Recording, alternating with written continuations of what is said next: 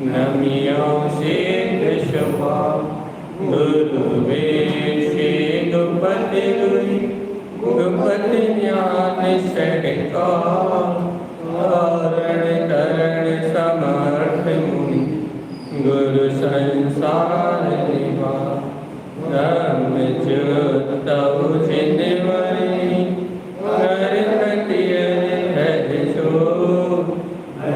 विनाश भवजूम ममन पर एको गुरु को धन को साची को भगवान। श्री उपदेश सार ग्रंथराज मंगलाचरण। अपानं शतपान परमपाविमं निमिलं स्वरूपं क्षेत्रस्वरूपं वीक्षन्ति नमाम्यहं देवदेवस्य। बोलिए श्री उपदेश शास्त्री ग्रंथाधिराज की जय हो, जय हो, जय। एक साथ मंत्रोच्चारण करेंगे।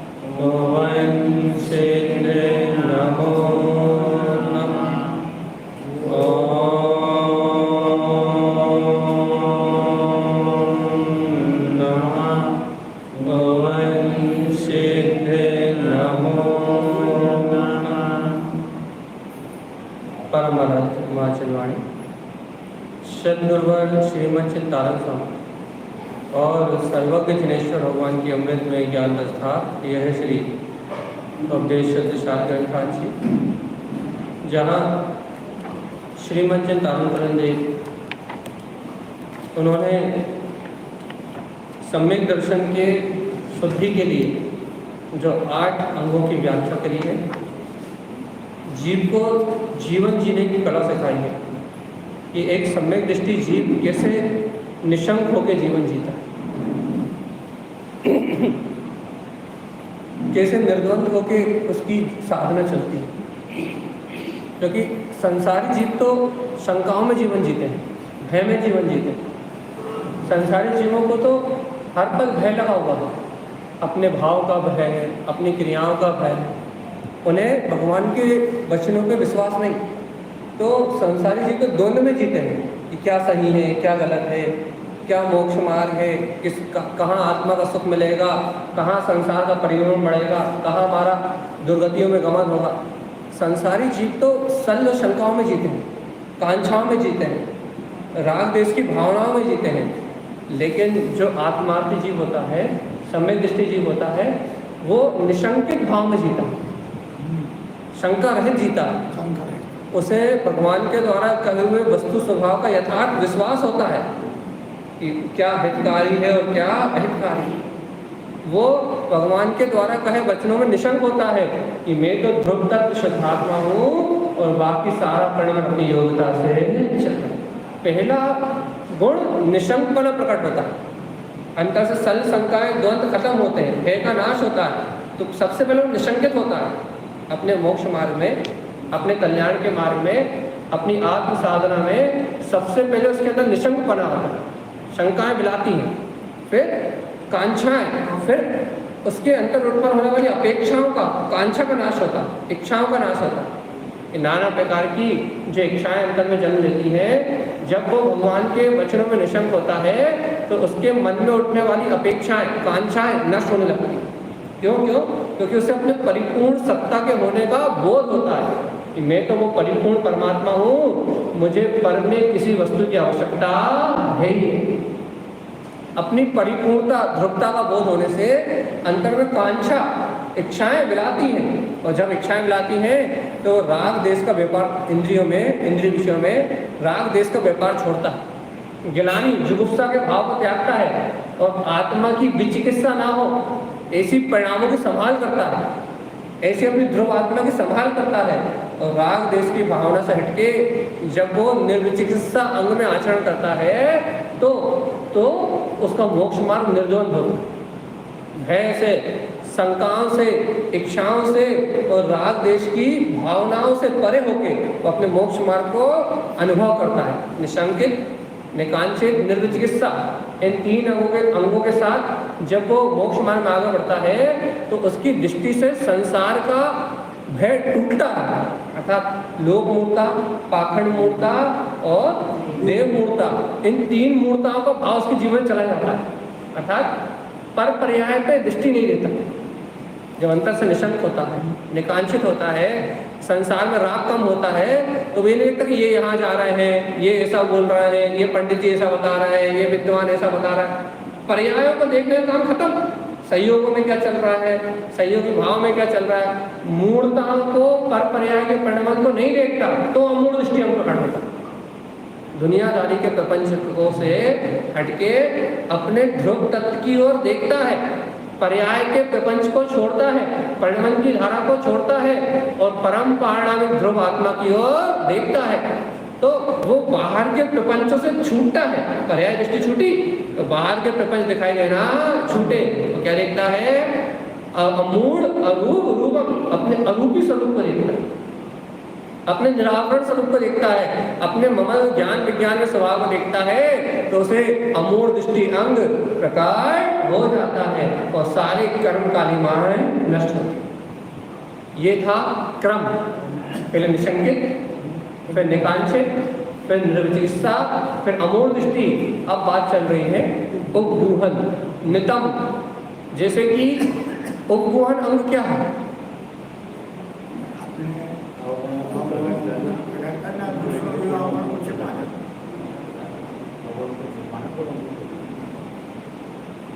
उपगूहन, इसका अर्थ क्या है? अपन व्यवहार में तो जानते हैं कि ज्ञानियों के दोषों को ना कह के अपने दोषों को उनके सामने कहना। ज्ञानियों के जो साधक हैं, जो साधुजन हैं, जो वास्तविकता में सच्चे हैं, मतलब भावलिंगी संत हैं या सच्चे गुरु हैं, हर किसी के सामने नहीं, हर किसी को गुरु मान के नहीं, जो वास्तव में भावलिंगी संत हैं, वीतरागता के मार्ग पे चल रहे हैं, वास्तविकता में सच्ची साधना कर रहे हैं, ऐसे गुरुओं को पाके, ऐसे पंच परमेश्वरों को प्राप्त करके या ऐसे गुरुओं का सानिध्य प्राप्त करके क्या करना, उनके द्वारा यदि कोई दोष है उनमें, यदि कोई दोष सब में होते हैं, पर्याय तो एक आध दोष तो सब में दिखता है, तो उनके दोषों को ना कहना। और हाँ, यदि कोई ऐसी बात है तो स्थिरीकरण कर सकते हो, यदि कोई ऐसा गलत दोष है तो स्थिरीकरण कर सकते हो, लेकिन वैसे उनके दोषों को ना कहना, उनके दोषों को ना देखना और उनके अंदर में जो गुण है उनको ग्रहण करना, उनके गुणों को देखना और उनके सामने अपने दोषों को कह के छोड़ देना, उन दोषों से मुक्त होना। व्यवहार में तो ये है उपगूहन क्या है कि ज्ञानियों के दोषों को प्रचार प्रसार नहीं करना। इसके लिए उदाहरण भी आगम में अपन देखें कि धर्म की विराधना ना हो, इसलिए ज्ञानी जीव की निंदा नहीं करना, भीतराग धर्म की विराधना से बचना। तो ये बात तो अपन व्यवहार में जानते हैं, लेकिन निश्चय में उपगूहन क्या है? उपगूहन किसे कहते हैं? निश्चय में अपनी आत्मा में अपन मतलब उसकी समीक्षा करें, वेद विज्ञान करें और जो अवगुण करें उनको अपन दूर करने का प्रयास करें और अपने गुणों की प्रगति में अपन दिन रात भावना में रहें और करें, प्रगति करें। सही बोला आपने। हम सरल भाषा में तारण स्वामी ने बहुत सरल बोला है। उपगूहन स्वभावम, उपगूहन आत्मा का स्वभाव। क्यों उपगूहन आत्मा स्वभाव कैसे? क्योंकि आत्मा में अनंत गुण छुपे हुए हैं, आत्मा अनंत गुणों का स्वामी है, तो अनंत गुणों को ग्रहण करने का नाम उपगूहन।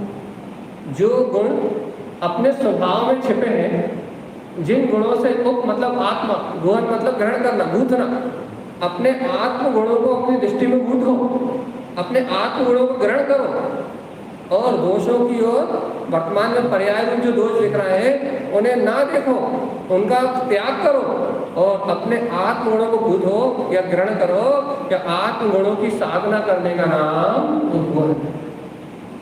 क्योंकि पर्याय में दोष है, पर्यायगत दोषों को त्यागना, पर्याय में जो दोष है उन पर्यायगत दोषों को त्यागना, पर्यायगत दोषों से छूटना और पर्यायगत दोषों को छोड़ के पर्याय के दोषों को त्यागने की भावना रख के क्या करना भैया, अपने गुणों को प्रकट करने की भावना होना। उपगुण, गुणों को कहना नहीं, अपने गुणों को मुंह से बोलना नहीं। यदि आप अपने गुणों का अपने मुंह से गुणानुवाद करते हो तो 3 काल में उपगुण प्रकट नहीं हो सकती। हाँ, आत्म प्रशंसा करते हो, यदि अपने गुणों को कहते हो, अपने मुंह से अपना गुणानुवाद करते हो तो आत्म प्रशंसा और पर निंदा और आत्म प्रशंसा ये सबसे बड़ा दोष है। कैसा दोष है? यदि हम आपकी निंदा कर रहे हैं और हम अपनी प्रशंसा कर रहे हैं तो क्या है? ये दोष है। क्यों दोष है भैया? अपनी तो तारीफ कर रहे हैं, दोष क्यों? हम अपनी तारीफ कर रहे हैं, इसमें क्या दोष है? ये तो की तारीफ का हम यहाँ तो है नहीं होता, बेटा की तो आप वहीं थम जाएंगे। अब झूठ भी बोलने पड़ेगा। देखो बात इतनी सी है, आत्म प्रशंसा अपन ने पढ़ा कि नहीं पढ़ा तत्वास सूत्र में कि स्वयं की प्रशंसा यदि आप करते हो, स्वयं की तारीफ करते हो तो क्या होगा? कौन सा कर्म बनेगा? अपयश कीर्ति। यदि आप अपना गुणानुवाद करते हो, आप अपनी तारीफ करते हो, आप गुणों का गुणानुवाद कर रहे हो तो आपको अशुभ कर्मों का आश्रम होगा। और यदि आप पर प्रशंसा कर रहे हो, गुणी जीवों की तारीफ कर रहे हो, गुणों की प्रशंसा कर रहे हो तो यश कीर्ति बनेगा। तो स्व की निंदा मतलब अपने जो गुण है, अपने अंदर में जो गुण है उन्हें छिपाना। जो गुणी जीव होता है वो गुणों को दिखाता नहीं है। गुणों को कौन दिखाता है? ठीक है, आदि घगरी, अध घगरी, वो क्या कहते हैं? हाँ, अधजल घगरी छलकत जाए। जिसके पास गुण होते नहीं है, जिसके पास कला होती नहीं है, जिसके पास वो हुनर होता नहीं है, वो दिखाना चाहता है, वो बताना चाहता है, वो दुनिया में साबित करना चाहता है कि हमारे पास कितने गुण हैं। और वास्तव में जो गुणी होता है, वास्तव में जो गुणवान होता है, भगवान जी वो दिखाता नहीं है, वो अपने आप दुनिया में दिखता है। गुणों की पूजा तीनों लोगों में होती है, लेकिन अपन क्या करते हैं कि गुण है नहीं, वैसे वो योग्यता नहीं है, लेकिन अपन अपने मुंह से अपनी बड़वाई करने लगते हैं। तो वास्तव में यदि गुणी होता तो वो उपगुण करता है। क्यों?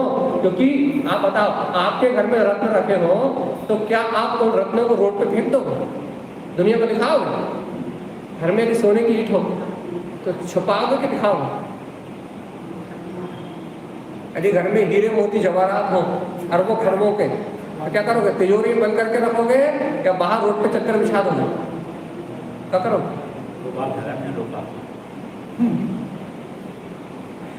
कि यदि रत्न हो तो रत्न को छुपाया जाता है, दिखाया नहीं जाता है कि नहीं? रत्नों को छुपाया जाता है, रत्नों को दिखाया नहीं जाता।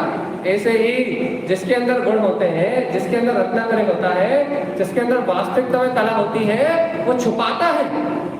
और जिसके अंदर नहीं होते, कोई गरीब हो और उसके पास यदि एक हाथ सोने मांगने की अंगूठी आ जाए या सोने की चेन आए, क्या करेगा वो?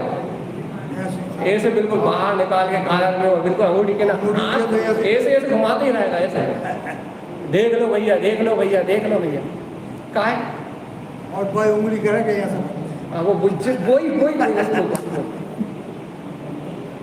तो क्यों क्यों क्यों क्यों क्यों? क्योंकि छोटी सोच अलग दिखाई देती है। आपके पास जो अवगुण है वो अलग दिखाई देते हैं। ये आपके पास वो योग्यता नहीं है, लेकिन आप वो योग्यता न होने के बाद भी अपन अपनी आत्म प्रशंसा करने में लगे रहते हैं। जबकि आचार्य भगवान कहते हैं पर की प्रशंसा करो। यदि कोई अच्छा काम करे, चाटुकारी करने नहीं करे कि कोई गलत काम करे तो भी उसकी प्रशंसा करो, चाटुकारी करने नहीं। यदि कोई गुणी है, यदि किसी में गुण है तो उस गुणी की प्रशंसा करो, और यदि अपने अवगुणों की निंदा करो।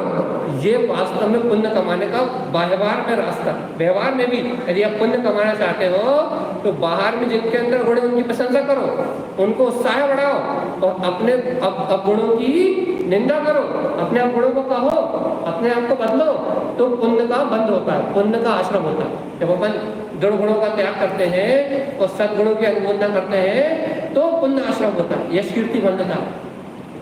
ऐसे भगवान आत्मा। आप देखो ये बात व्यवहार की हो गई, निश्चय में देखो, निश्चय में उपगुहन, उपगुहन मतलब उपगुहन सहावम।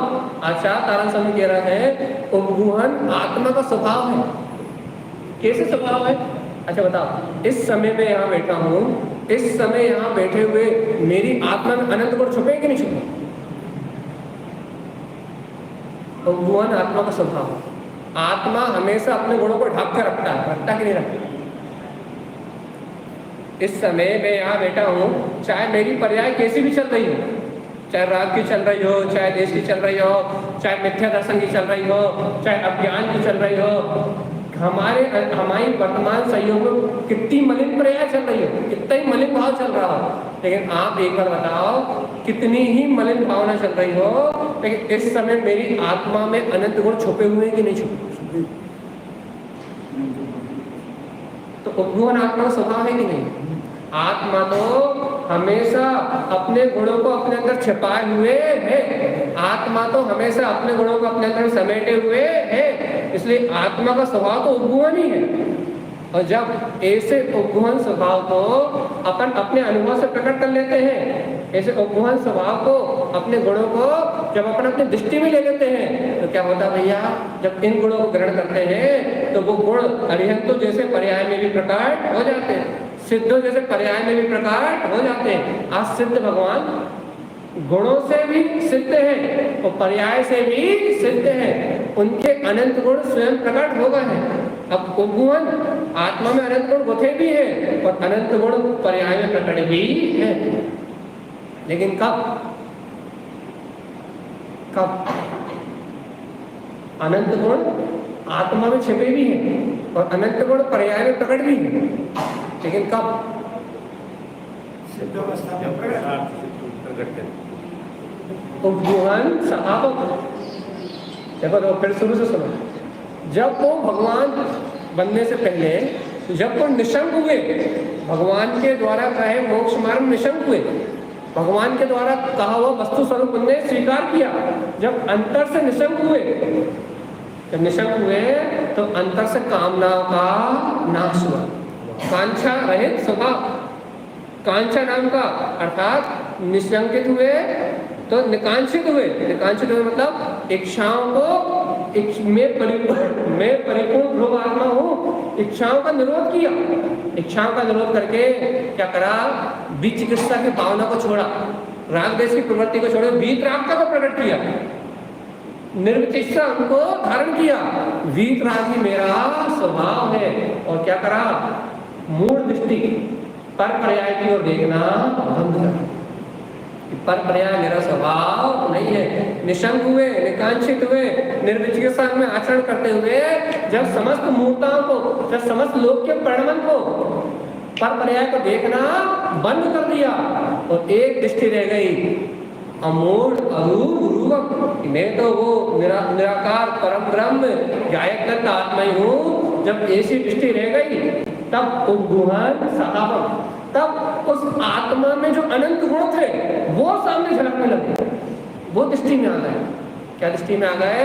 अरे देखो तो, देखो तो, देखो तो, मेरा आत्मा तो अनंत ज्ञान का पिंड है, ज्ञान का समुद्र है, और इस ज्ञान समुद्र में अनंत उछाल मार रहे। हे जीवात्मा, एक बार पर पर्याय से अपनी दृष्टि हटा के अंतर झांक के देख, तो तेरे अंदर सुख, शांति, आनंद और अतीन्द्रिय आनंद का भोग भरा हुआ है।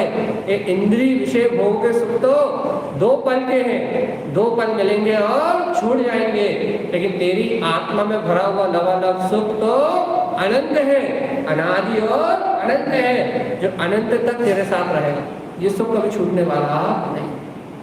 आत्मा उपगुहन है, ऐसे अनंत सुख को, ऐसे परमानंद को अपने अंदर, अपने स्वभाव में समेट के बैठा है। विश्वास है कि नहीं?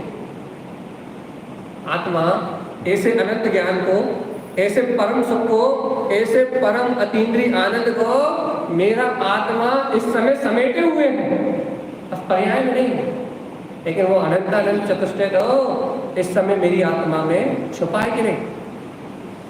गुणों को छुपाना आत्मा का स्वभाव है। इस समय मेरे आत्मा में अनंत गुण छुपेंगे नहीं छुपे? प्रकट करो ना, फिर देर काहे को लगा रहा है? जब स्वभाव है तो प्रकट करो ना। कैसे करें, कैसे करें? देखो तारण स्वामी क्या कहते हैं, ज्ञानी दोषम न दृष्टते भावम पर जाग पर विनयम ज्ञानी अनमोल दोष विलयन्ति। क्या लिखा है? उपगुहन स्वभाव, उपगुहन आत्मा का स्वभाव है, और ज्ञानी दोषम न दृष्टते भावम। ज्ञानी कौन है? ज्ञानी वो है जो वर्तमान भाव में, ओदायिक भाव में, जो हमें राग के भाव चल रहा है, देश के भाव चल रहा है, कसाय के भाव चल रहा है, इंद्रिय विषयों के भाव चल रहा है, भूख प्यास के भाव चल रहा है, ये कहलाते ओदायिक भाव, कर्म उपाधि से प्रकट होने वाले ओदायिक भाव। तो ज्ञानी कौन है? जो भाव में उत्पन्न होने वाले दोषों को नहीं देखता, निर्दोष आत्मा को देखता। ज्ञानी कौन? देखो लिखा है तारण स्वामी ने, ज्ञानी दोषम न दृष्टते भावम। जो ओदायिक भाव में, वर्तमान पर्याय में जो राग आदि दोष दिखाई दे रहे हैं, विकार भाव रूप परिणतियां दिखाई दे रही हैं, यहाँ वहां की उलझने दिखाई दे रही हैं, ये तो कर्मजन्य है। ये जो अवस्थाएं कैसी है? कर्मजन्य है कि नहीं? ये ओदायिक भाव जितने भी हो रहे हैं, आवृत्ति, प्रमाद, अपने अंतर में जो भाव चल रहे हैं, आवृत्ति के, प्रमाद के, कसाय के, योग के, ये जितने भी भाव चल रहे हैं, असंयम आदि के, ये कर्म उपाधि से है कि नहीं? ये सब ओदायिक भाव है कि नहीं? ज्ञानी कौन? ज्ञानी कौन? ज्ञानी दोषम न दृष्टते भावम। ज्ञानी वो है जो अपने संयोग में चलने वाले भाव जो चल रहे हैं, उन भाव में जो दोष उत्पन्न हो रहे हैं, उन दोषों को भी जो नहीं देखता, वो जानता है कि ये विकार भाव मेरे नहीं, इनसे मेरा संबंध नहीं, मैं तो उपगुहन स्वभावम, मैं तो शुद्ध ज्ञान मात्र चेतन सत्ता ही हूँ, ये भाव आदि दोष मेरे नहीं है। ऐसा जो जानता है वो ज्ञानी। अपन कौन? बोलो तो, अपन कौन? बोलो जल्दी, अपन कौन?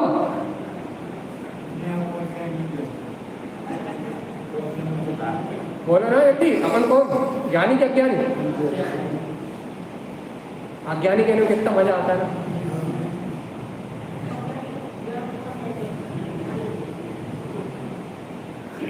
अपने आप को अज्ञानी कहने में कितना मजा आता है ना। हम तो अज्ञानी अच्छे, हम तो मूढ़ ही अच्छे, हम तो मूढ़ ही अच्छे, हम तो अज्ञानी अच्छे, हम तो पापी अच्छे। जब तक गिरवाणी के सामने बैठे और आप ऐसे प्रवचन कर रहे हो, उस समय तो ज्ञानी। अरे भव्यात्मा कहो ना भगवान से कि ज्ञानी, ज्ञानी कौन? जो वर्तमान में राग चलता हो लेकिन राग को ना देखे, वीतराग को देखे।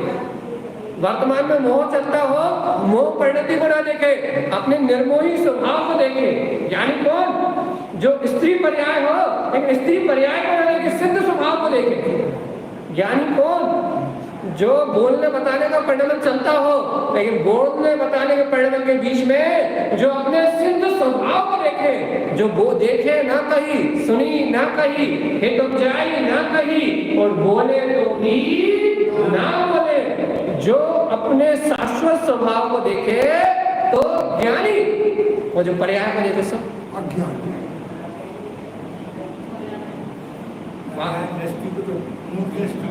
मूढ़ दृष्टि का ही, जो भाव के दोषों को देखे और ये मानते, अरे भैया भूख प्यास तो मुझे लग रही है, अब अपनी आवृत्ति की भूमिका में है तो थोड़ा बहुत राग देश का भूमिका अनुसार भाव तो आएगा, अशुभ अशुभ राग थोड़ा बहुत तो चले। तो इस भूमिका अनुसार जो भाव चल रहे हैं, काल जैसा द्रव है, जैसा काल है, जैसा क्षेत्र है, इस द्रव काल क्षेत्र भाव के अनुसार जैसे भाव चल रहे हैं वो कर्मजन्य है। लेकिन ज्ञानी कौन है? जो द्रव काल भाव क्षेत्र में इन संयोगों में रहते हुए भी, कर्मोदय के बीच में रहते हुए भी इन संयोग भाव को अपना नहीं मानता। फिर कौन से भाव को अपना मानता है? पारिणामिक भाव, ज्ञाता भाव, अपना जो शाश्वत ध्रुव स्वभाव है उस पारिणामिक भाव को अपना मानता है। उपगुहन स्वभाव कैसा उसका? एवं अध्यात्म अपना स्वभाव कैसा है? अरे बहुत गहरी गाथा है कि सरल शब्दों में सुन रहे हो, बहुत गहरा है। सही, अनेक जीव आत्मा की चर्चा करने वाले जीव भी अपने भाव से डरते हैं। हमारे भाव ऐसे चल रहा है, हमारे भाव ऐसे चल रहा है, और अपने भाव से डर के, अपने परिणामों से डर के अपने परम पारिणामिक स्वभाव को नहीं देख पाते। बड़े बड़े साधक भी पंचम हो जाते हैं, भाव दशा को देखते हैं लेकिन ध्रुव चेतना को नहीं देख पाते। बाहर में चलने वाला औदायिक भाव को परिणाम सबको दिखाई देता है, लेकिन इन औदायिक भाव से रहित ध्रुव चेतना ज्ञानी को दिखाई देती है, उपगुहन स्वभाव ज्ञानी को दिखाई देता। क्या कह रहा है हम? ए बंदा दीदी हो कि नहीं? क्या कह रहा है? सुनाई दे रहा कि नहीं दे रहा? हम क्या क्या सुना रहे हैं? सुनाई दे रहा? पहले बताओ हो कि नहीं, पहले ये बताओ। ज्ञानी को अपने भाव रूप परिणाम भी दिखाई नहीं देता। जो अज्ञान भाव रूप परिणाम है वो भी ज्ञानी को दिखाई नहीं देता। दिखाई तो देगा, उससे जुड़ेगा नहीं। दिखाई नहीं देने का मतलब क्या है? अनुभव में आएगा तो मेरे कर्म हो जाएगा, वो भाव ऐसा चल रहा। दिखाई नहीं देने का भाव ये है, दृष्टि में नहीं देता। देखता नहीं, देखते भी हाँ, नहीं। अनदेखा करना मतलब उसे है मानना है। उपाधि तो मानता ही नहीं, ये भी नहीं मानता उसे कि अभी संयोग में चल रहा है। औदायिक भाव का परिणाम वर्तमान संयोग में चल रहा है, लेकिन ये परिणाम मेरी आत्मा का स्वभाव नहीं है। ये ज्ञानी को ये दृष्टि पक्की होती है, और ज्ञानी को ये दृष्टि पक्की होने के कारण से उसे अपने संयोग में चलने वाले भाव के दोष भी दिखाई नहीं देते। उसे दिखाई देता उपगुहन स्वभाव, मेरा अभी गायक स्वभाव तो अभी अनंत गुणों को लेके बैठा हुआ है। अब वो अनंत गुणों को देखेगा या भाव दोष देखेगा? क्या देखेगा? पूनम जी उपस्थित है, रागनी दीदी है, शालिनी दीदी है, वंदना दीदी नहीं है। बोल दे रहा, फोन लगा के कहना सुन लो क्या कह रहा है। ज्ञानी दोष ना पढ़ो ना, क्या लिखा है? उपगुहन स्वभावम ज्ञानी दोषम न दृष्टते। ज्ञानी कौन? ज्ञानी कौन? ज्ञानी कौन? ज्ञानी कौन? ज्ञानी कौन? ज्ञानी कौन? कौन ज्ञानी? कौन ज्ञानी? कौन ज्ञानी? कौन ज्ञानी? क्यों ज्ञानी? मिलान करो। तारण स्वामी की गाथा है, रटने के लिए नहीं है। तारण स्वामी की गाथा है आत्मानुभव प्रकट करने के लिए। यदि हम ज्ञानी होना चाहते हैं, यदि हम ज्ञानी होना चाहते हैं, ज्ञान अनुभव करना चाहते हैं, तो सुन लो अच्छे से कान खोल के। आज ही बंदे ने तुमने प्रश्न किया था, इसलिए उनका नाम ले रहा है। क्या कि ज्ञानी वो है जिसे अपने भाव के दोष भी दिखाई नहीं देते। शरीर के परिणाम की बात तो बहुत दूर, औदायिक भाव चल रहे हैं वो दोष भी नहीं देखता। शरीर की जो क्रिया चल रही है उसको भी नहीं देखता। दूसरे के तो छोड़ो, दूसरे के दोष देखने की बात तो छोड़ो, जो दूसरा है, अन्य है, उसके दोष देखने की बात तो छोड़ो, वो तो अपने सहयोग के दोष को नहीं देखता, अपने दोषों को नहीं देखता। उसकी दृष्टि काय पे रहती है? अपने ध्रुव ज्ञान स्वभाव पे। वो पर्याय के दोषों को नहीं देखता। कारण क्या है? क्योंकि पर्याय का दोष द्रव काल भाव क्षेत्र और पूर्ण कर्म के अधीन है, और मेरा आत्मा इन संयोगों से भिन्न है। ऐसी परम अपने ज्ञायक स्वभाव की दृष्टि उसकी होती है। ऐसे अभेद ज्ञायक स्वभाव को वो अपनी दृष्टि में देखता है। इसलिए ज्ञानी को दोष नहीं दिखाई देते, ज्ञानी निर्दोष अपने स्वभाव को देखता है। दोष दृष्टि नहीं होती उसकी, गुणग्राही दृष्टि होती है। कैसी दृष्टि होती है? गुणग्राही। ज्ञानी की जो दृष्टि होती है वो गुणग्राही दृष्टि होती है, दोष को देखने वाली दृष्टि नहीं होती, दोष दृष्टि नहीं होती। क्यों नहीं होती? ये इसलिए अच्छे सुनो, क्योंकि दोष हमेशा दोषी को दिखाई देते हैं। जो अपने आत्मा में दोष मानता है उसी को दोष दिखाई देते हैं, और जो अपनी आत्मा को गुण में मानता है उसे दोष दिखाई नहीं देते। अज्ञानी को अज्ञान दिखाई देता है, रागी को राग दिखाई देता है, कामी को काम दिखाई देता है, भोगी को भोग दिखाई देता है, रोगी को रोग दिखाई देता है, व्यसनी को व्यसन दिखाई देते हैं।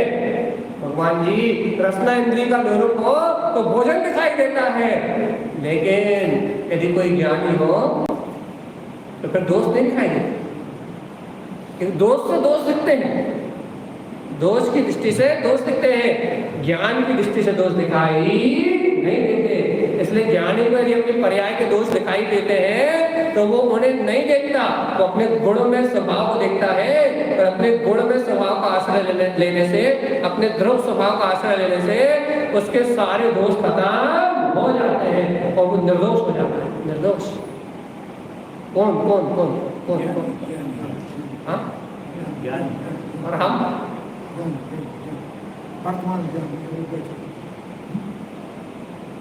देखो लिखा है, मैंने लिखा है, आप तारण स्वामी की गाथा से प्रमाण करो। एक तारण स्वामी की बात सच्ची लगे तो मानना। क्या लिखा? उपगुहन साहब, आत्मा का स्वभाव कैसा है? उपगुहन, मतलब आत्मा अनंत गुणों को ढाक के रखे हुए है, यही है वो अनंत गुण।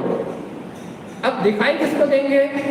लिखा ज्ञानी दोषम न प्रतिष्ठते भावम, जो ज्ञानी वर्तमान भाव में चलने वाले दोषों को भी नहीं देखेगा उसे अपने अनंत गुण झलकते हुए दिखाई देंगे। उसको जो दोषों को नहीं देखेगा उसे अपने अनंत गुण झलकते हुए दिखाई देंगे, और जिसे अपने अनंत गुण झलकते हुए दिखाई देंगे वो क्या? और जो भाव पर्याय के दोषों को देखता रहेगा, अभी ऐसे भाव चल रहा है, अभी ऐसी क्रिया चल रही है, अभी ऐसा नहीं कर पा रहा है, अभी ऐसा नहीं कर पा रहा है, अभी ऐसा नहीं कर पा रहा है, अभी ऐसा नहीं हो पा रहा, अभी ऐसा नहीं हो पा रहा, यदि इन दोषों को देखता रहेगा तो उसे आत्म गुणों की खबर आने वाली नहीं। वो अपने अनंत गुण में स्वभाव को, उपगुहन जो आत्मा का अनंत गुण में स्वभाव है, वो स्वभाव को देख नहीं पाएगा, और यदि वो अपने स्वभाव को देख नहीं पाएगा तो कभी गुणों का आश्रय प्रकट नहीं होगा। तो बिना गुणों के आश्रय के दोष कभी खत्म होने वाले नहीं है। यदि दोषों को मिटाना है तो गुणों को ग्रहण करना ही पड़ेगा। दोष देखने से दोष खत्म नहीं होंगे, गुण ग्रहण करने से दोष खत्म होंगे। अपन कहते हैं दोष देखो भैया, अपने अपराध देखो, अपने अपराध देखो। हाँ, अपराध देख लो, लेकिन अपराध खत्म होंगे कैसे? जब गुणों को ग्रहण करोगे, जब उपगुहन अपने स्वभाव को अनुभव से जानोगे, जब उपगुहन में स्वभाव को अनुभव से जानोगे तब दोष खत्म होंगे। और यदि अपन उपगुहन स्वभाव को नहीं जानेंगे तो दोष खत्म होने वाले नहीं। दोष खत्म कैसे होंगे?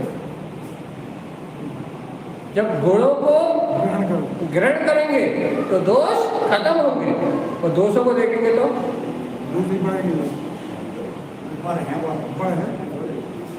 बस अपन यही कला नहीं जानते, अपन यही कला नहीं जानते। अपन दोषों को गिनते रहते हैं, दोषों को देखते रहते हैं, दोषों की चर्चा करते रहते हैं, दोषों का ही सारा मामला बना रहता है। हमारी दृष्टि दोषों पे लगी रहती है और हम चाहते हैं कि हमारी वितरागता प्रकट हो जाए, हमें सम्यक दर्शन प्रकट हो जाए, हमें आत्मज्ञान प्रकट हो जाए।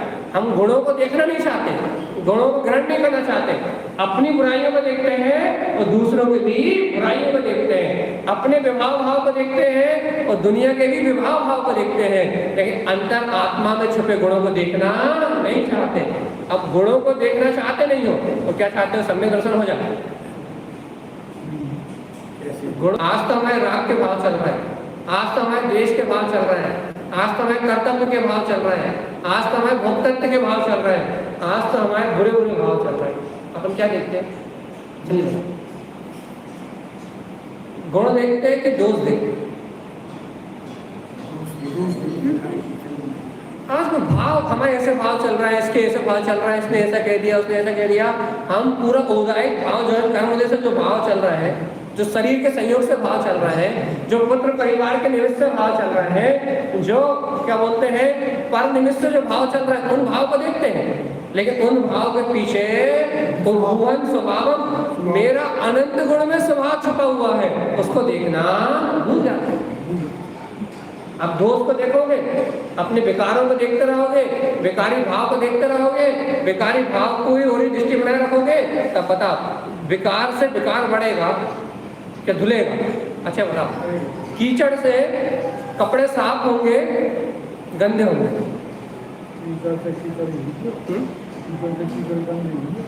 सही बताओ, अंतर आत्मा से बताओ, कीचड़ से कपड़े साफ होंगे कि धुलेंगे? हाँ साफ हो गया ना बोले कीचड़ से कीचड़ ही बने। आप तो ये बताओ कीचड़ से कितने कपड़े साफ होंगे? हाँ ना कीचड़ से धुलेंगे ना साफ होंगे। कीचड़ से कपड़े कभी साफ होने वाले नहीं। यदि कपड़ों को साफ करना है तो पानी और निर्मली अर्थात साबुन ही चाहिए। साबुन होगा या पानी होगा तो ही कीचड़ साफ हो सकती है, तो ही कपड़े चमका सकते हैं। भगवान जी जब कीचड़ से कपड़े नहीं धुल सकते, कीचड़ से कपड़े साफ नहीं हो सकते, तो ये बताओ अपने मन में चलने वाले विकारों को देखते रहोगे, अपने चलने वाले अशुद्ध परिणाम को देखते रहोगे और ये सोचो कि हम अपने अशुद्ध परिणाम के नाम पर रोते रहे, हम अपने अशुद्ध पर्याय के नाम पर रोते रहे और हमारे अंदर विशुद्धि आ जाए तो 3 काल में संभव नहीं। विशुद्धि कब आएगी? कपड़े कब धुलेंगे? जब पानी और निर्मल आओगे, अर्थात निर्मली मतलब गुण, पानी जब वो मिलेगा तब कपड़े स्वच्छ होंगे। ऐसे ही जब उपगुहन स्वभाव, जब आत्मा को अनंत दर्शन में, अनंत ज्ञान में, अनंत सुख में, अनंत वीर में, आत्मा को परम आनंद में, जब आत्मा को परम आनंद में ग्रहण करोगे, जब आत्मा के गुणों को ग्रहण करोगे, जब ये पर्याय के सारे दोष भुला जाएंगे और आत्मा स्फटिक मणि के समान प्रकाशमान, ये शुद्ध आत्मा, ये सिद्ध आत्मा स्वयं अनुभव में प्रकट हो जाएगी। ये मैंने नहीं लिखा, तारा सामने लिखा, मिला लो। उपगुहन स्वभाव, अनंत गुण आत्मा का स्वभाव है, आत्मा में अनंत गुण छुपे हुए हैं। और ज्ञानी के पास वो कला है, क्या कला है कि दोषम ना दृष्टते भावम, कि वो वर्तमान भाव में चलने वाले दोषों को नहीं देखता, इसलिए उसके गुण प्रकट हो जाते हैं। और अपन क्या करते हैं? अपन दोषों की चर्चा करते हैं, दोषों को देखने में लगे रहते हैं, इसलिए अपने गुण तो हैं आत्मा में छुपे हुए, लेकिन वो प्रकट नहीं हो पा रहे। क्योंकि प्रकट तब होंगे जब अपन उपगुहन स्वभाव को देखेंगे। जब हम उपगुहन स्वभाव को ग्रहण करेंगे तो हमें क्या हो जाएंगे? गुण प्रकट हो जाएंगे। आती कि नहीं समझ में ये बात? ऊपर से जाती है। देखो आगे क्या लिखा, परजागम परिविलियम। देखो ज्ञानी अपने भाव में दोष को नहीं देखता, क्या होता है? परजागम परिविलियम, पर पर्याय रूप जितना भी संयोग रूप परिणाम है वो सब उसका भुला जाता है। ज्ञानी का कैसे भुला जाता है? ज्ञानी अनमोय दोष विलेयन्ति। ज्ञानी अपने ज्ञान स्वभाव की अनुमोदना करता है, ज्ञायक स्वभाव की अनुमोदना करता है, ज्ञायक स्वभाव का आश्रय लेता है, तो उसके समस्त दोष भुला जाते हैं, वो दोषों से रहे हो जाए। अच्छा ऐसा किसने कहा? ऐसा किसने कहा है कि ज्ञानी के पर्याय के दोष भुला जाने को दिखाता? गुण रूप उपदेशम, ऐसा गुणों को ग्रहण करने रूप उपदेश जिनेंद्र भगवान ने दिया। देखो लिखा गुण रूप उपदेशम, कि ऐसे अनंत गुणों को ग्रहण करने का उपदेश सर्वज्ञ जिनेंद्र परमात्मा ने दिया है। ज्ञानी स्वभाव कम क्षिप ज्ञानी अपने उपगुहन स्वभाव को देखता है तो उसके संयोग के सारे कार्य छिप जाते हैं। दोष अनंत नपेक्षम, अनंत प्रकार के जो दोष है, अनंत प्रकार के जो कर्म है, अनादिकाल से जो अनंत कर्म बने हुए हैं, अनंत दोष अनंत नपेक्षम, वो तो उन अनंत दोषों को पहचानता ही नहीं है कि इन दोषों से मेरी आत्मा कोई संबंध है। अनंत दोष नपेक्षम, न अपने दोषों को देखता है न पर के दोषों को देखता है। गुहन अनमोय ज्ञान ममचा, ऐसे गुहन अपने स्वभाव की अनुमोदना करता है तो क्या होता है, ममल केवल ज्ञान प्रकार। किसको?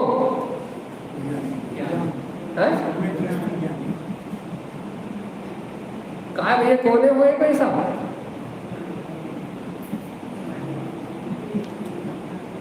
अरे विश्वास तो कर लो तब कि अपन भी ज्ञानी हो जाए, अब भी आनी चाहे। क्या करना है ज्ञानी होने के लिए? क्या करना है? ज्ञानी होने के लिए पॉइंट नोट करो। ज्ञानी होने के पॉइंट उद्गोहन स्वभाव। ज्ञानी होने का पॉइंट क्या है कि ज्ञानी अपने गुणों से गुथे हुए स्वभाव को देखता है। ज्ञानी होने का लक्षण क्या है? ज्ञानी दोष न दृष्टते भाव, ज्ञानी भाव में चलने वाले दोषों को अपना नहीं मानता। ज्ञानी होने का लक्षण क्या है? परजावम पर विलियम, ज्ञानी की दृष्टि से पर पर्याय मिला जाती है, दुनियादारी की ओर नहीं देखता। ज्ञानी होने का लक्षण क्या है? ज्ञानी अनुमोद, ज्ञानी अनुमोदना करता है दोष विलियम की, काय की, इन दोषों के क्षय होने की। वो जानता है कि ये भाव आएंगे और भुला जाएंगे, मैं तो इनसे बिन गाय तत्ववान आत्मा हूँ। किसके कहने पे सब करता है? गुण रूपाम उपदेशम, साक्षात जिनेन्द्र भगवान ने इन अनंत गुणों को उपदेश दिया है। भगवान के कहने पे ऐसा करता है कि दोषों को नहीं देखता, भाव के दोषों को नहीं देखता, पर्याय के दोषों को नहीं देखता और अपने गायक स्वभाव को देखता। भगवान की आज्ञा मानता। जो अनंत गुणों का उपदेश सर्वज्ञ जिनेन्द्र भगवान ने दिया है, उनकी आज्ञा को मानता है, उनकी बात को स्वीकार करता है। क्या क्या करता है ज्ञानी? ज्ञानी स्वभाव कम नमचा, अरे ज्ञानी का स्वभाव ही कर्मों को क्षय करने का है। वो कर्मों से जुड़ता नहीं है, कर्मों को अपना नहीं मानता, कर्ता बुद्धि से संसार में जुड़ता नहीं है। तो ज्ञानी का स्वभाव कैसा है? ज्ञानी स्वभाव कम नमचा, अरे ज्ञानी का स्वभाव तो कर्मों को क्षय करने का है, लेकिन कैसे है? दोषम अनंत नपेक्षम, कैसे? अनंत काल से मैं संसार में रहा, अनंत काल से ऐसा कोई पाप नहीं है जो मैंने नहीं किया, अनंत काल से ऐसा कोई पुण्य नहीं है जो मैंने नहीं किया, अनंत काल से कोई ऐसा कर्म नहीं है जो मैंने नहीं बांधा। अनंत दोष इस आत्मा ने अनंत काल से अनंत कर्मों को बांधा और अनंत जीवों के संयोग में रह रहा है। तो हर जीव में अनंत अनंत दोष है, इतना ही उसकी कला है कि अपने जीवन के अनंत दोषों को नहीं देखता और संयोग में जो अनंत दोषी लोग दिख रहा है, अनंत दोष जो दिखाई दे रहा है बाहर में, इसने ऐसा करा, उसने वैसा करा, ये ऐसा, वो वैसा, वो वैसा, वो वैसा, उसका काम दोष को देखना है। देखो लिखा ना, दोषम नंद, दो चार नहीं कहा हमने। अरे चोर डाकू की बात नहीं है, चोर तो सिर्फ चोर अकेला है, डाकू तो सिर्फ डाकू अकेला है। कह रहे अनंत दोष हो, एक तो नहीं, कहते दोषम अनंत नापेक्षा, अनंत अनंत दोषों को भी ज्ञानी पहचानता नहीं है। वो क्या पहचानता है?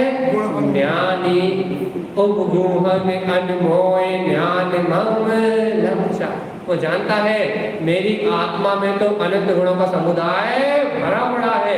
वो अपने ऐसे आत्म तत्व की अनुमोदना करता है, ऐसे आत्म तत्व का आश्रय लेता है, ऐसे आत्म तत्व की अनुभूति को प्रकट करता है।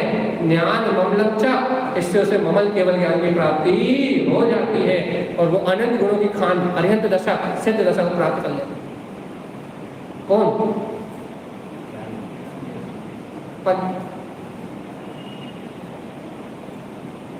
अपनों का होएगा भगवान जी। सब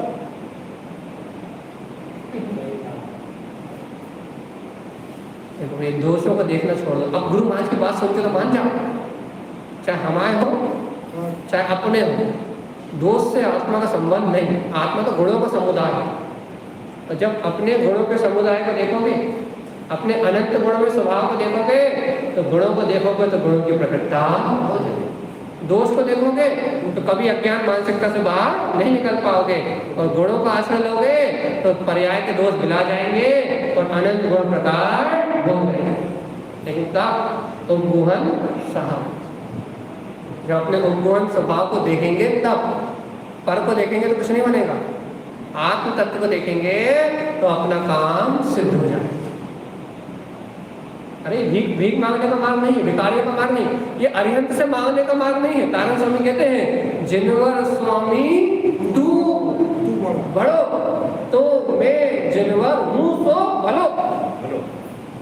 मतलब है जिन्हें भगवान आप आदरणीय है, पूजनीय है, अनंत गुणों की खान है, सम्मानी है, तीनों लोगों द्वारा वंदनीय है, मैं आपको वंदनीय मानता हूँ। लेकिन जिन पर स्वामी आप बड़े हैं, महिमावंत है, आदरणीय है, पूजनीय है, लेकिन मैं जिनवर हूँ भलो। लेकिन जैसे अनंत गुण आप में है, जैसा वीतराग स्वभाव आप में है, वैसे ही अनंत गुण मेरे अंदर में है। मैं अपने आप में भला हूँ, पूरा हूँ, परिपूर्ण हूँ, मुझ में कोई कमी नहीं है। आप बड़े हैं, सम्माननीय है, आदरणीय है, पूजनीय है, वंदनीय है, लेकिन मुझ में कोई कमी नहीं है। मुझ में कोई कमी नहीं। इस गुण अनंत ज्ञान तोरे तो अनंत ज्ञान मोरे, सो तोरे सो मोरे, और जो मोरे सो तोरे। जो मुझ में है अनंत ज्ञान तो वो तुम में है, और जो तुम में है अनंत ज्ञान तो मुझ में है। तो तू सो तू सो मैं, तू तुंजे मुंजे, तेरी जे मेरी जे, तुंजे तेरी जे मेरी जे, मेरी जे तेरी जे। तुझमें मुझमें भेद कहाँ है? जो मैं हूँ वही तो तू है, जो तू है वही तो मैं हूँ। स्वभाव स्वभाव स्वभाव मुक्ति व्यवसायी, नाम धरे मेरो का हो जाए, मेरो का हो जाए। स्वभाव स्वभाव ध्रुव मुक्ति व्यवसायी, नाम धरे मेरो का हो जाए। तुम यहाँ बैठ के अमित भैया की आरती उतार लो तो उन्हें कहा लेने देने, और तुम उनकी नीचे आके निंदा कर लो, इन्हें प्रवचन देने नहीं आते तो का बिगड़ना। स्वभाव स्वभाव ध्रुव मुक्ति व्यवसायी, नाम धरे मेरो का हो जाए। स्वभाव स्वयं ध्रुव मुक्ति व्यवसायी। मेरा आनंद तो मुझ में विलसता है। दुनिया पूजा करे तो मतलब नहीं, और दुनिया तिरस्कार करे तो मतलब नहीं। अपना आनंद तो अपने में बराबर है। इसका नाम उपगुण स्वभाव। अपने अपने अनंत गुण, अपनी अनंत सत्ता, अपनी अनंत महिमा तो अपने में बराबर है। जिसे जो कहना है कहने दो। प्रशंसा करे तो प्रभावित नहीं होना, निंदा करे तो प्रभावित नहीं होना। अपना काम तो उपगुण स्वभाव। अपने गुणों को छुपा के अपने में अपने दृढ़ स्वभाव को देखना अपनी साधना है। अपनी साधना करो और जो सहयोग में होना है सो हो ही रहा है। होता स्वयं जगत परिणाम। क्या लेना देना? चलिए बता, क्या लेना देना? हाँ, क्या लेना देना? चलिए बता। अरे दोष भाव तारण स्वामी जैसे संत नहीं मिलेंगे। सीधे कह दिया अनंत दोषों को मत देखो, है इतनी हिम्मत, इतनी ताकत तारण स्वामी में, कितनी ताकत। ये अनंत दोषों को मत देखो, जो दोष है वो सब कर्म पर्याय में है। आत्मा में दोष तो उत्पन्न होते ही नहीं, उसको देखो। जितने भी दोष हैं वो तो कर्म जनित संयोगी पर्याय में है। दोष तो पर्याय का परिणमन है, लेकिन आत्मा तो निर्दोष है कि नहीं? निर्दोष आत्मा को क्यों नहीं देखते? पर्याय के दोषों को क्यों देखते हैं? इत्तिता में तारण स्वामी की तरह दोष अनंत न पक्षम, अनंत दोषों को मत पहचानो। इतनी ताकत है कि अनंत दोष सामने पड़े हो, लेकिन हमारी दृष्टि उन दोषों पे ना जाए, हमारी दृष्टि जाए अपने आत्मगुणों पे। है इतनी ताकत। बहुत सारे दोष दिख रहे हो, लेकिन हमारा मन उन दोषों को गिनने में न लगे कि एक दोष गिनो, अच्छे गिनो। एक क्या है भैया, सुबह राग भाव हो गया, फिर थोड़ी देर बाद द्वेष भाव हो गया, फिर भोजन की इच्छा हो गई, फिर काम की इच्छा हो गई, फिर भोग की इच्छा हो गई, फिर ठंड लगने लगी, फिर बुखार आ गया, फिर क्या हो गया, काफी चलने लगी। गिनो, कितने गिनोगे? लगा कैलकुलेटर। कि अभी इससे राग हो गया, फिर इससे राग हो गया, फिर इससे देश हो गया, फिर इससे देश हो गया, फिर ऐसा कह दिया, फिर ऐसा सुन लिया, लगाओ उठा कैलकुलेटर, लगाओ बड़ी स्क्रीन और देखो सुबह से लेकर शाम तक कितने अनंत भाव चल रहे हैं। लगाओ लगाओ स्क्रीन लगाओ कि अभी ऐसे भाव हो गए, अभी ऐसे भाव हो गए। जितने भी शुभ अशुभ भाव चल रहे हैं वो दोष है। चाहे तुम मंदिर आने का भाव कर रहे हो तो दोष है, और तुम पूजा का भाव कर रहे हो तो दोष है, जो शुभ भाव है। और यदि राग का भाव कर रहा हो, करना धरने का भाव कर रहा हो, दुकान मकान का भाव कर रहा हो, 24 घंटे जो भाव चल रहा है सब दोष ही दोष है। लगाओ लिखो, लगाओ उठाओ कैलकुलेटर, बनाओ हिसाब किताब कितने कितने दोष, पागल हो जाओ।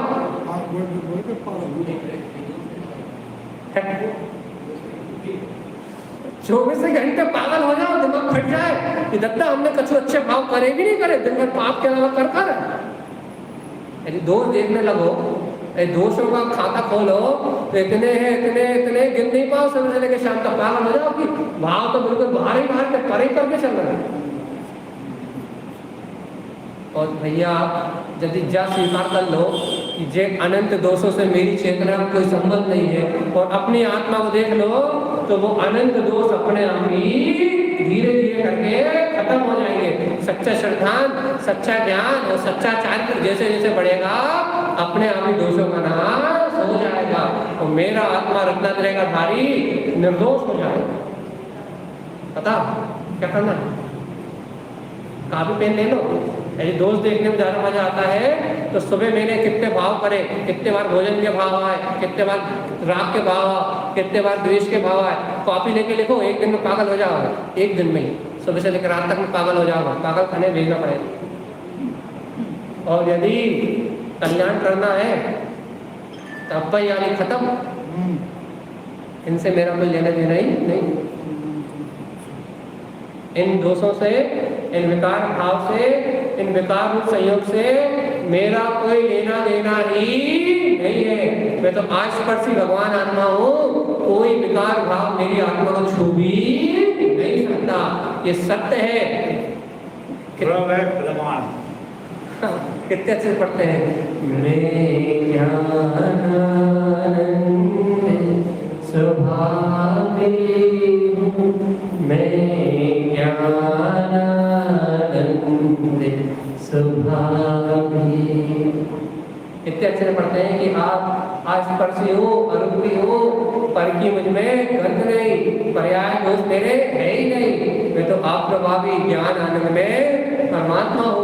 कितने अच्छे से पढ़ते हो, मानते काय नहीं हो कि ज्ञानी दोष ना दृष्टते भावक, कि ज्ञानी भाव वाले दोषों को देखता ही नहीं है।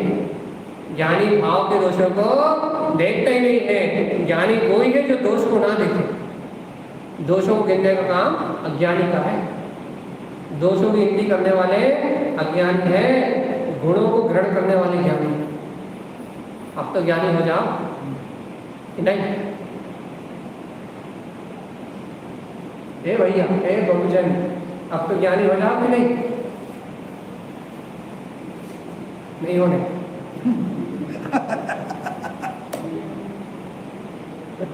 अब तो ज्ञानी हो जाओ। अब तो मान लो कि दोष कर्मजन्य है और निर्दोष आत्मा अखंड है, अभेद है और अविनाशी है। निर्दोष आत्मा को कोई कलंकित नहीं कर सकता। यदि कलंकित करता तो चोर डाकू कैसे भगवान बन जाता? यदि निर्दोष आत्मा को कोई कर्म कलंकित करता तो चोर डाकू कैसे भगवान बन जाते? आत्मा का नष्ट ही हो गया, कसर छोड़। तो भाई तो कह रहा है कर्मों ने कोई कसर नहीं छोड़ी, इस जीव ने ऐसा कोई पाप नहीं किया। यदि ये कर्म कलंक अपना कछु कर ही पाते तो अभी तक तो आत्मा ही नहीं बसती। इसलिए भैया पाप होते हैं, पुण्य होता है, उदय में आता है और चल जाता है। लेकिन आत्मा तो इन पुण्य पाप कर्मों से कैसी है? आप अलग, भिन्न। जो कहना कह लो, अकिंचित कर कह लो, अत्यंत अभाव कह लो, जो शब्द लेना ले लो, लेकिन मान जाओ कि विकारों से मेरी चेतना का संबंध नहीं है, नहीं है और नहीं। काय से मेरा संबंध नहीं है? विकार भाव से विकार अवस्था से मेरी ध्रुव चेतना का संबंध नहीं है। विकार विकार में है और ध्रुव ध्रुव में है। ध्रुव ध्रुव में विलस रहा है और विकार विकार में चल रहा है। ऐसा स्वीकार करोगे तब सम्यक दर्शन होगा, तब आत्मज्ञानी बनोगे, तब मुक्ति का मार्ग मिलेगा। और दोषों को भाव को देखते रहोगे तो कभी इनसे भिन्न नहीं हो पाओगे।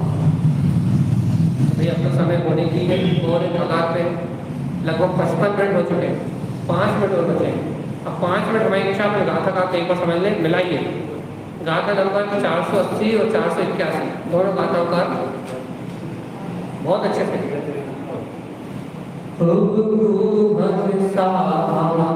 क्या कहते हैं स्वामी? उपगुहन आत्मा का स्वभाव, मतलब आत्मा ने अनंत गुणों को अपने अंदर छुपा के क्या करे थे? ज्ञानी दोषम न दृष्टिते। ज्ञानी कौन? जो औदायिक भाव रूप चलने वाले दोषों को नहीं देखता। फिर इससे क्या होता है? इससे जो पर पर्याय है जो सामने दिखाई देती थी वो सारी पर पर्याय अज्ञान भाव मिला जाते हैं। फिर ज्ञानी क्या करता है? ज्ञानी अनमोय दोषी विलेहन्ति। ज्ञानी ऐसे ज्ञान स्वभाव के अनुभव करके इन अनंत दोषों को क्षय कर देते हैं। किसने कहा था उससे ये करने के लिए? गुण रूप उपदेशम। सर्व भगवान ने कहा था, क्या कहा था? कि अपने गुणों रूप उपदेश दिया था कि हे भव्य आत्मा, तू अपने अनंत गुणों को ग्रहण कर, अपने अनंत गुणों को स्वीकार कर। गुण रूपम उपदेशम। भगवान ने कहा था कि तू अनंत गुणों का धारी है। ज्ञानी स्वभाव ज्ञानी क्या करता है? उन अनंत गुणों को अपने स्वभाव में देखता है, उस भगवान के उपदेश को स्वीकार करता है, तो उसके सारे के सारे कर्म अपने आप ही क्षय हो जाते हैं। दोषम ऐसे भगवान की वाणी को सुन के वो अपने पर्यायगत अनंत दोषों को देखना पहचानना बंद कर देता है। पर्याय में दिखाई देने वाले दोषों को ना देखता है, ना जानता है, ना उन्हें मानता है, उनकी रुचि छोड़ देता है।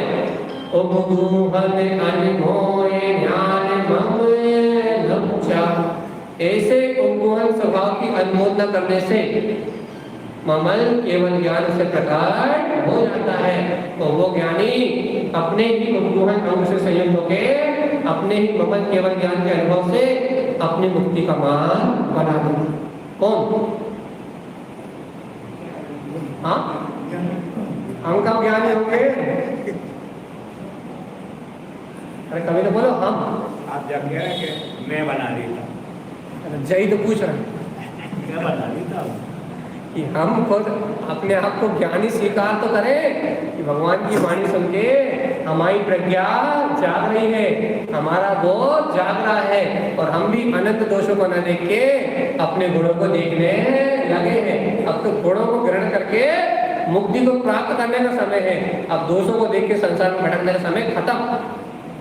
अब गुणों को देख के अपने कल्याण का मार्ग बनाना है। यही सद्गुरुदेव तारक स्वामी जी का हम समस्त भव्य आत्माओं के लिए मंगल उद्देश्य है। बोलिए आचार्य प्रवर सद्गुरुवर संते रामेंद्र दास जी महाराज की जय। जय नमोस्तु।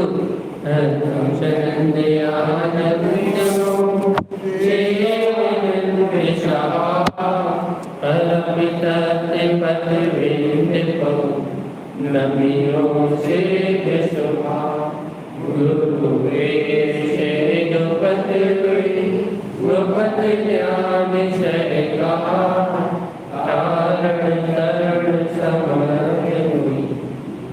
संसार धर्म